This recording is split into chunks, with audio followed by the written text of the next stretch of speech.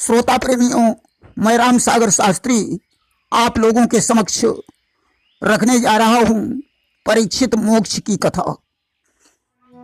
देखिए, संपूर्ण श्रीमद् भागवत कथा सुनने के पश्चात सुखदेव जी ने परीक्षित को अंतिम उपदेश देते हुए कहा, राजन, अब तुम अपनी बुद्धि परमात्मा के चिंतन से भरकर अंतर में स्थित परमात्मा का साक्षात्कार करो। तुम स्वयं ईश्वर हो। तक्षक की तो बात ही छोड़ो, मृत्यु का समूह भी तुम्हारे पास नहीं आएगा। अहम ब्रह्म परम धाम, ब्रह्माहम परमं पदम। मैं ही सर्वाधिष्ठान परम ब्रह्म हूं, सर्वाधिष्ठान ब्रह्म मैं ही हूं। तुम इस प्रकार अनुसंधान और चिंतन करो।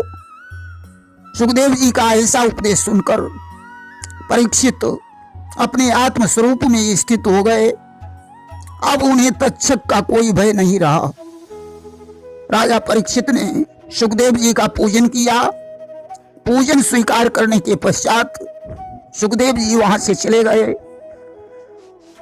राजा परीक्षित उत्तर को मुख करके कुशासन पर बैठ गए और उधर श्रृंगी के श्राप के अनुसार तक्षक जीवित होकर परीक्षित को काटने के लिए चल पड़ा। रास्ते में उसकी भेंट कश्यप से हो गई। वे विष को उतारने में प्रवीण थे। उन्होंने तक्षक को रोक कर कहा कि कश्यप बोले, नाग ठहर, तू भागा किधर जा रहा है? वह बोला, भूप परीक्षित का अब अंतिम काल आ रहा है। हे तक्षक, तुम इतनी तेजी से कहां जा रहे हो? उसने कहा, आज परीक्षित का अंतिम समय है, मैं उन्हें काटने के लिए जा रहा हूं।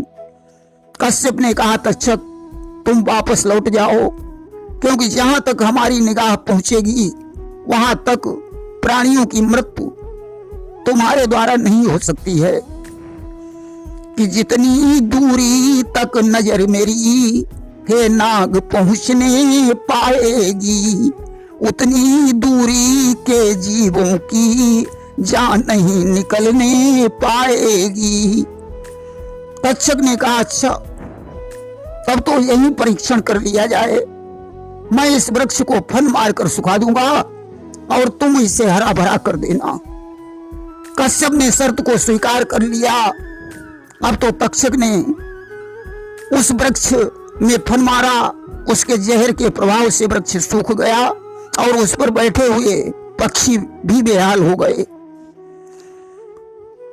कि वह तरु ही नहीं, चौतरफ का खगमंडल भी बेहाल हुआ। पर कश्यप जी की नजरों से वह हरा भरा तत्काल हुआ। अब तो कश्यप ने उस वृक्ष पर जो निगाह डाली, वृक्ष हरा भरा हो गया। तक्षक विचार करने लगा कि कश्यप जी के आगे हमारी धाक बेकार है। उसने उन्हें कुछ धन देकर वापस कर दिया। वहीं कुछ ग्रंथों में ऐसा भी कहा गया है कि प्रलोभन देने पर भी जब कश्यप जी नहीं लौटे तो उसने कहा, ठीक है, मैं आगे चल रहा हूं, आप भी आइए। आगे चलकर तक्षक एक छड़ी बनकर रास्ते में लेट गया। कश्यप ने सुंदर छड़ी देखकर अपने हाथों में उठा ली। उनकी पीठ में खुजली हुई। वे छड़ी के द्वारा पीठ को खुजलाने लगे। वहीं तक्षक ने उनकी पीठ में फन मारा, जहां कश्यप की निगाह भी नहीं पहुंच सकती थी। कि तक्षक ने उनको काट लिया, पहुंची न नजर कश्यप जी की।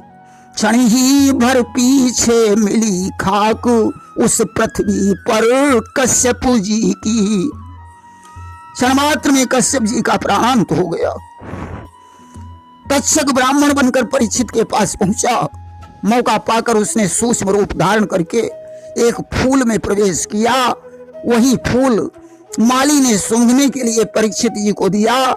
जो फूल परीक्षित जी ने सूंघा, उसने परीक्षित की नाक में काट लिया, परंतु तक्षक के काटने से पूर्व ही उनकी आत्मा परमात्मा में विलीन हो चुकी थी। देखिए तक्षक ने परीक्षित की नाक में ही क्यों काटा।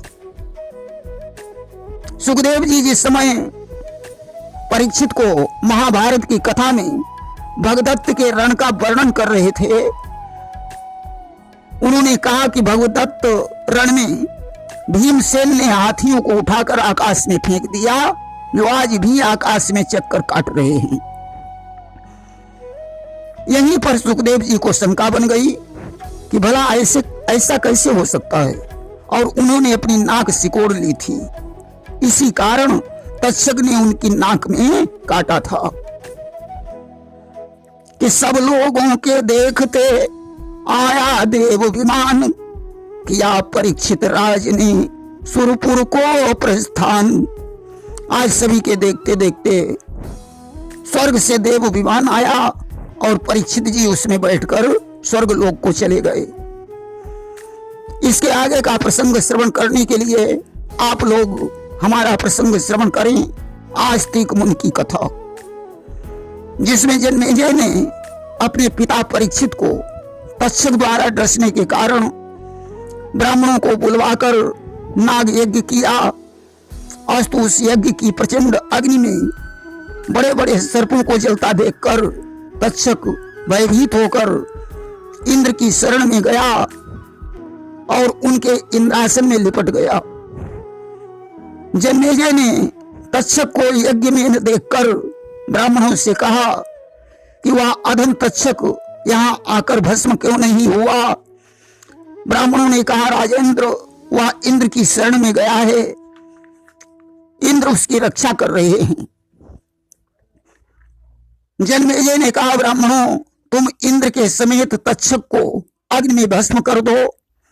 आज आकर्षण मंत्रों से इंद्र का इंद्रासन चलायमान हो गया।